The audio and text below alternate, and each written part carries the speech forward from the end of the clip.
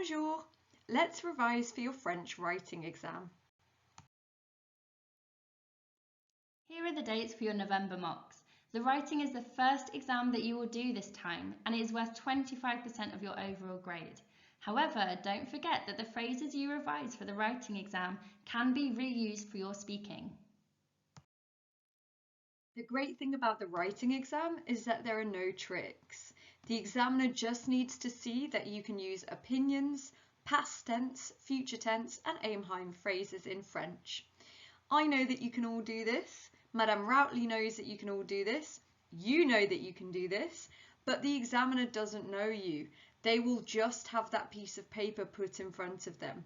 So they need evidence that you have these skills and it's up to you to show them that evidence. If we have a look at the most harsh grade boundaries from 2019, we can see that you needed 43 marks out of 60 for a grade 5. However, to pass the exam, you need just over half marks, 35 out of 60. So if you make sure that you've learnt your opinions, past tenses and future tenses ready for tomorrow, you should be absolutely fine. As I always tell you, of course you need knowledge to be successful in your exams, but you also need to think very strategically. So the top tips for the writing exam, you've got choosing the essay that you know the most vocabulary for. So make sure you read the question carefully. On the foundation paper, they will give you a choice for question 2 and a choice for question 3. Don't end up answering every single question on the paper. Choose the essay that you think you can be the most successful at. Remember, the examiner doesn't know you, so don't show what you don't know. If you're not very strong on environment phrases and there's another question that's about school and you're really good at school, do that one. Show them what you're good at. You can memorize phrases at home, and as soon as you get into the exam, you can write a checklist at the top of the paper. Remember, you must revise the structure for describing a photo. That's question 1 on the foundation paper, and it should be really easy marks. If you start with question 3, this would be a good idea because it's worth 20 marks. Remember, we want to definitely be getting 35 out of 60 to pass. So if you do well at question 3, you've got the bulk of your marks already. So spend a lot of time on that one. It's question 3 and it needs 3 things: past, opinion and future. If you break the translation down into grammar points rather than word by word, that will make it a little bit easier. So for example, when you're reading the sentences and they say something like, yesterday I went, in your head straight away you should be thinking, okay, the examiner's testing past tense here. Don't worry about, oh, I've never heard the word for went in French. Just think about past tense and then think, what verb would that be? By the way, je suis allé. That's how you say I went. Check for common mistakes at the end. So for example, your verb endings. When you're writing about yourself, most of the time it ends in E. Talking about me, just add E. If you're talking about your brother or your mum, a different person, again it ends in E. He or she, just add E. However, if you're talking about a group of people in the present tense, for example, they are eating, it's ils mangent with ENT at the end.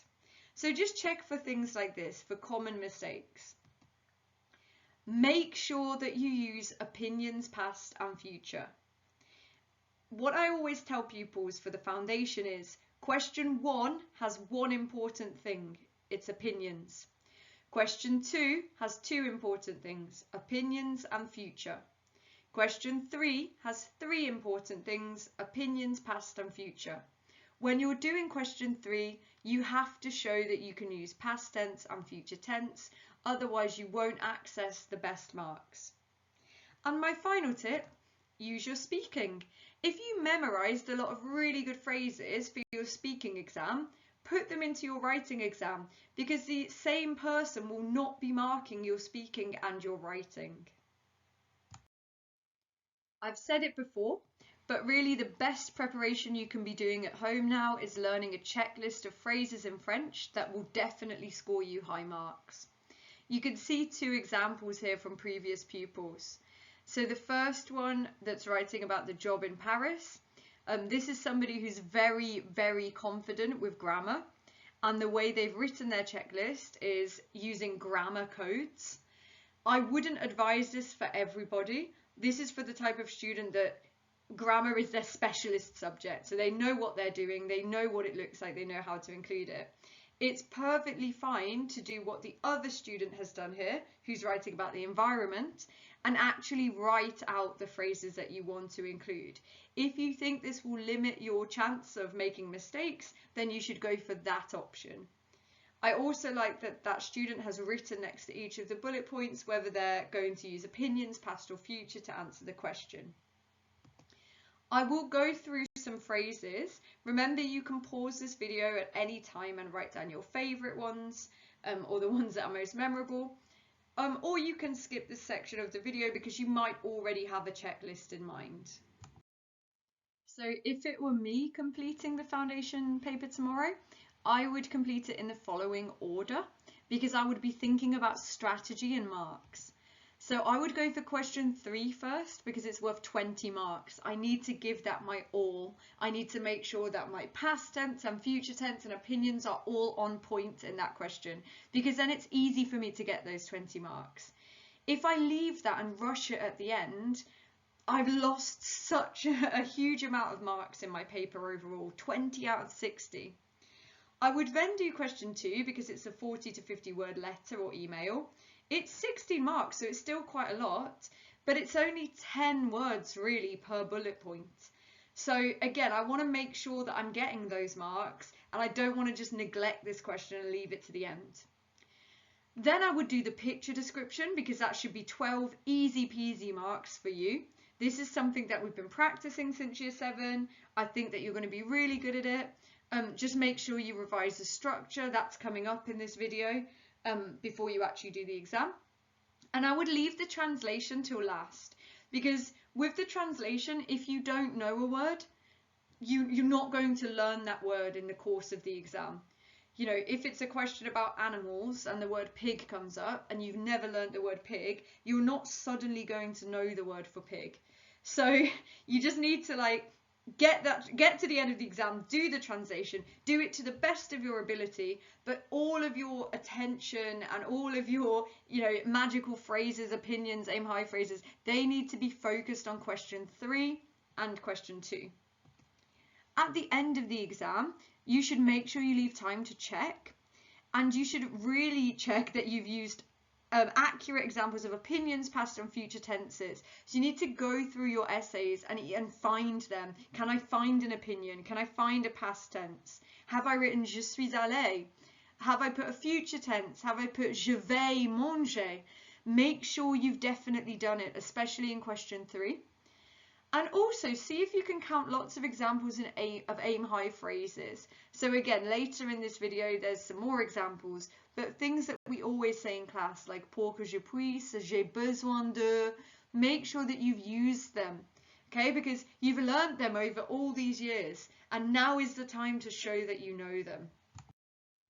Something that I've noticed on the foundation paper is that the number of the question can help you to remember what you need to include in that question. So for question 3, you've got 3 important things that you have to do: opinion, future and past.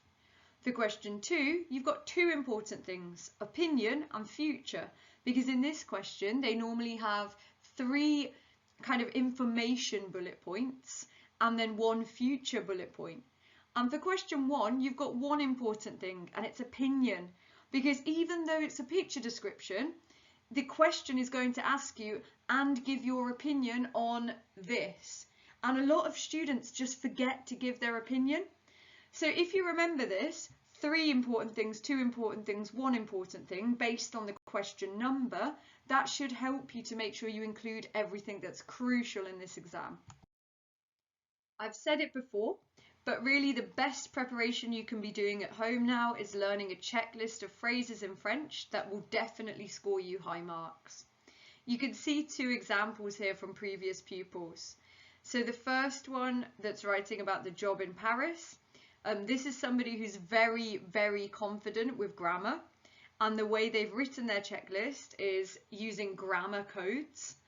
I wouldn't advise this for everybody. This is for the type of student that grammar is their specialist subject, so they know what they're doing, they know what it looks like, they know how to include it. It's perfectly fine to do what the other student has done here, who's writing about the environment, and actually write out the phrases that you want to include. If you think this will limit your chance of making mistakes, then you should go for that option. I also like that that student has written next to each of the bullet points whether they're going to use opinions, past or future, to answer the question. I will go through some phrases. Remember, you can pause this video at any time and write down your favourite ones, or the ones that are most memorable. Or you can skip this section of the video because you might already have a checklist in mind. If you're wanting to revise some phrases that I think would be good to put on the checklist, you can go to the writing practice section on Vocab Slam, and you can see there are phrases to do with writing an article, writing to friends, and grade 9 grammar. When you go on it, they look like translation activities. It's not the best format because even if you miss a capital letter or a comma, it might tell you that it's wrong, but at least you can go on it and practice some common phrases that would be good to include in your writing test. As previously mentioned, the best preparation you can do at home is learn a checklist of phrases in French, the ones that you know are going to score you high marks. Now, some of these must come from the basics anyway, because part of passing the test is showing that you can give opinions past and future. However, I've gathered here some more interesting opinions so that you're not just writing the same thing as everyone else or the same basics that we've been learning since year 7. So please pause the video here and write down any of these phrases that you particularly like, and you can learn them to add to your checklist. To make your writing more interesting, you can add little words like intensifiers, qualifiers, and frequency adverbs when you're giving opinions. Again, you can pause here and write down any of the ones that you particularly like. So, here are some common intensifiers, things like très or vraiment. These just make your writing a little bit more exciting. So instead of just saying it was good, you could say it was really good, it was quite good. Just makes things a bit more interesting for the examiner to read. You've got fillers and qualifiers like absolument, un peu, avec un peu de chance. Again, don't try to learn ones that you find really complicated. Just learn your favourite ones and make sure you use them in the test. And we've got frequency adverbs such as d'habitude, de temps en temps. I know a lot of you like that one. Parfois, quelquefois. When it comes to negatives, they always need to wrap around a verb, and it needs to be the first verb that you're using. So again, don't show what you don't know. If you don't feel confident with negatives, don't write them. Or look them up on BBC Bitesize tonight and learn how to use them, or learn one that you feel really confident about using. The examiners like it when your essay flows nicely and it reads like an exciting piece of writing and a logical piece of writing. So you can achieve this by linking your sentences together well, probably like you do in your English exam. So here are some phrases that help you link and tell a story properly. For example, like firstly, this happened, furthermore, on the one hand, on the other hand, overall, you know, when all's said and done, at the end of the day. These are nice little phrases that make your writing sound more polished. In order to develop your answers for bullet point number 1 about description, remember the structure that we have been learning. What, where, action, emotion. The sentence starters for these are: Sur la photo il y a, je pense qu'ils sont, ils sont en train de, always followed by an infinitive verb, and ils ont l'air. And if you've not yet learnt these phrases off by heart, pause this video and spend some time practicing them now.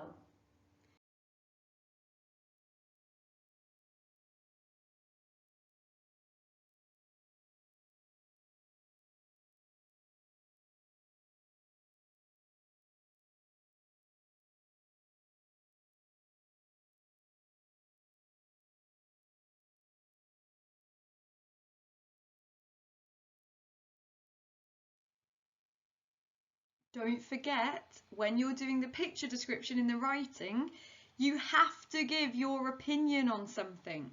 So if you read the question, it will say in French, write a description of the photo and give your opinion on this thing. Now, it's actually very easy because they tell you the exact thing they want you to give their opinion on.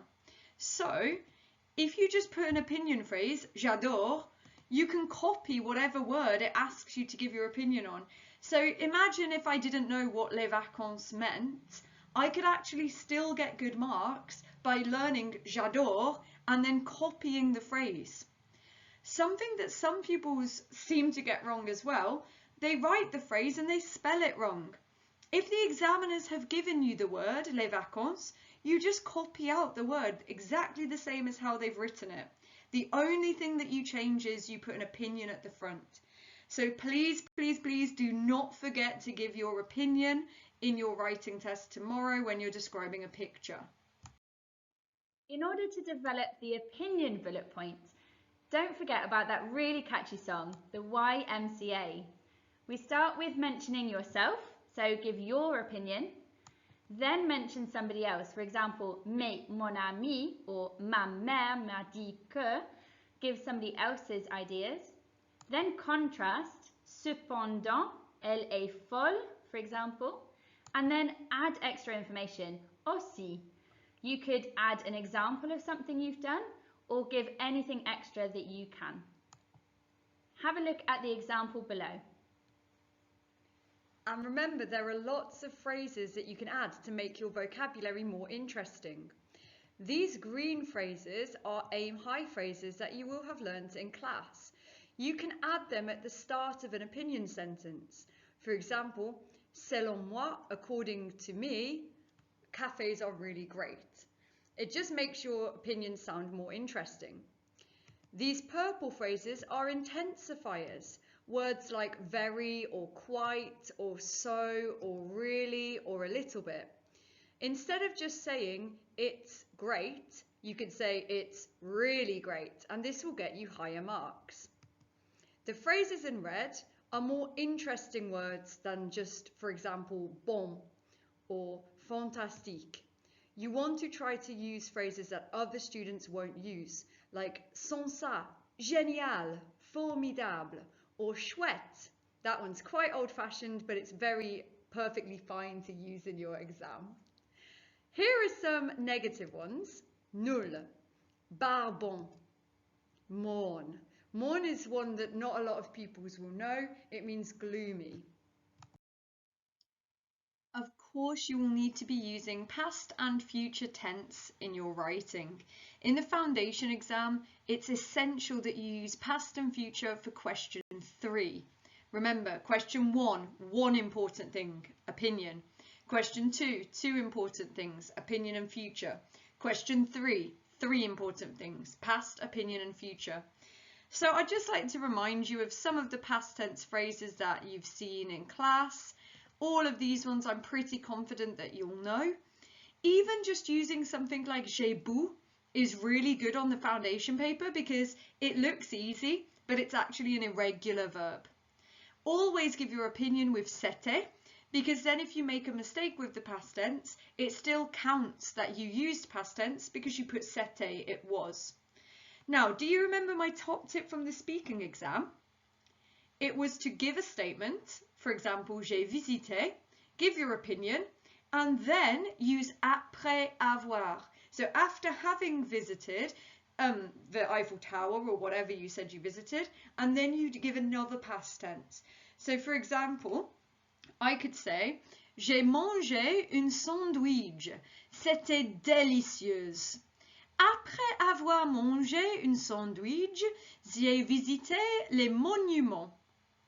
Now suddenly I've got a full paragraph about what I did, and I've used the high level phrase after having eaten, after having visited, after having drank. That will look really good in your writing. For the future tense, we've got phrases such as je voudrais. Je voudrais, it's actually conditional tense, but I know that a lot of you know it really well, and it will give you marks for future. So je voudrais with aller or manger, you can use je vais, il sera, it will be, on ira, we will go. Or you could try to use something a bit more complicated. For example, if I were rich, I would like, and then you could say to go, to visit. If I were rich, I would like to buy. That's a more high level phrase. Il serait, it would be. So again, you can pause here and make sure that you know some of these phrases off by heart. And then when you get into the exam, you write them at the top of your page like a checklist, and you make sure you use them, especially in question 3. And remember question 2, the important things, there's 2 important things, opinion and future. So you make sure that you know some future for question 2. By now you probably have some aim high phrases that you know really well. However, if you would like to memorize some more in the last few hours before your exam, I've just gathered some here that I think are really nice and ones that we've used in class before. So you can have a look at these and try to learn some extra ones. My advice would be only use them if you're confident using them. Don't try to force them into a sentence because you might mess up the grammar a little bit. It's as I always say, don't show what you don't know. I know that some pupils are nervous about not understanding the bullet points. However, if you look for the key words, normally you can figure out what they're trying to ask you. Just to go over some key question phrases though, remember that où means where. So, où tu vas habiter à l'avenir? Where are you going to live in the future? La région où tu habites, the region where you live. So West Sussex, you know, what's in your area. Où se trouve ton collège? Where is found your school? So where is your school, basically. So even if you don't understand like se trouve, you can look at où, where is your school, and answer the question. You've got quand, meaning when. Quand tu veux aller au centre sportif? When you want to go to the sports centre. So you need to say like on Saturdays or at the weekend. Quand tu vas arriver? When will you arrive? Quand tu vas arriver à l'hôtel? So it looks like that one's quite popular, like saying a date when you're going to arrive, or saying like in the evening or something like that. Pourquoi? Why? Pourquoi tu veux travailler en France? Why do you want to work in France? Pourquoi tu aimes cet hôtel? Why do you like this hotel? Pourquoi gagner de l'argent est important? Why is earning money important? It's quite popular for them to ask you like, why is something important? Pourquoi les passe-temps sont importants? Why are hobbies important? Passing the time, passe-temps, hobbies. It's rare, but occasionally they put in a comment question, which means how. So this one was a really strange one. Comment garder tes amis à l'avenir? How will you guard, how will you keep your friends in the future? A lot of people struggled with that one, but I think the trick is to still use the future tense and talk about the things, the activities that you would do with your friends in the future. So just a reminder of my top tips. Question 3 has 3 key things you need to do. Opinion, future, past. Question 2 has 2 key things, opinion and future. Question 1 has 1 key thing, opinion. If you remember it with the numbers, that should help you find it a little bit easier. With the translation, do what you can. If you struggle, it doesn't matter. It's not the end of the world. You need to put your energy into question 3 and then make sure that question 2 and question 1 are solid. If we have a look now at some question 3s, so here are some examples, a hobbies one and a work one. Just take a moment to figure out which bullet points are the opinions, which bullet points are the past, and which bullet points are the future. If you need time, pause the video because I am going to explain the answers now. So, it's quite easy to find the past tense because you just look for words such as dernière. So you know that this bullet point is prompting you to talk about hobbies that you did last week. Okay, so you've got to talk about past tense. So you answer it, j'ai joué, j'ai fait. You've got to make sure you get that in there. Future tense as well is quite easy because you're looking for prochain. So this is going to be look what you are going to do with your friends next weekend. This means that the final two bullet points are opinions. So you've got your favourite sport and you've got why hobbies are important. If we have a look at the work one, again the past tense is fairly easy to spot because you've got the past. So a small job that you did in the past, so it must be talking about a part-time job. The future tense, we can spot it because it's got tu vas. Remember, if it's in the song, je vais, tu vas, then it's going to be future tense. And that means the final two are opinions. So again, we've got the type of work that you prefer. Why is earning money important? If you want some extra practice, you can pause now and write these essays and send them to me to mark. So remember, with the writing exam, there are no tricks. The examiner is looking for evidence that you can give opinions, past tense and future tense in French, and if you add in some aim high phrases, you'll be sure to reach the top marks. When we're looking at marks, if we go by 2019, which was a bit of a harsher year, we can see that getting 43 marks out of 60 would have been a grade 5. This is achievable if you've done your prep and if when you go into the exam tomorrow, you're ready with a checklist to write down of all the key phrases you want to include. Read the questions carefully, choose a question which suits you that you've done a lot of revision for, and of course, don't show what you don't know.